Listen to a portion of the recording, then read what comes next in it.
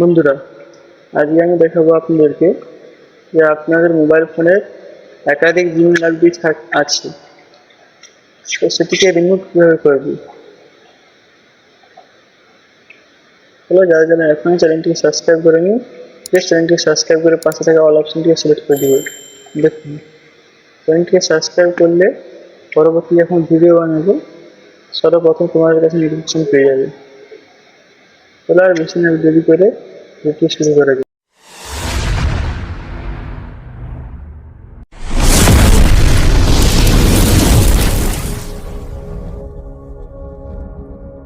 বন্ধুরা, তোমরা সর্বপ্রথম তোমাদের সেটিংসটিকে ওপেন করবে।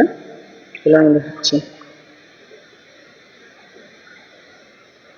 নিচের দিকে স্ক্রল করবেন।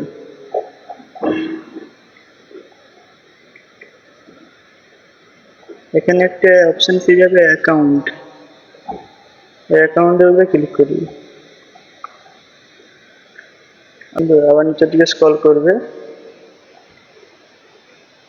এখানে দেখুন, আমার এখানে 3টি জিমেল আইডি আছে, 1টি 2টি 3টি জিমেল আইডি আছে। চলো আমি একটি জিমেল আইডি নিয়ে নিচ্ছি। তো এটিকে আপনারা রিমুভ করবে কিভাবে দেখুন বন্ধুরা,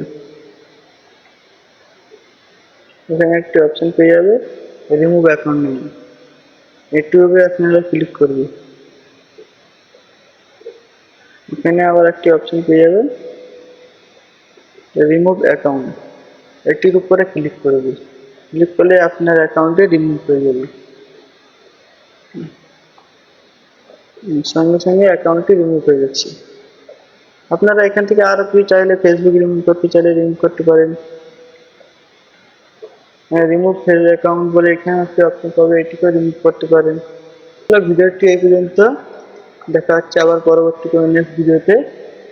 এরকম ভালো থাকবে, সুস্থ থাকবে, অল বাংলার সাথে থাকবেন।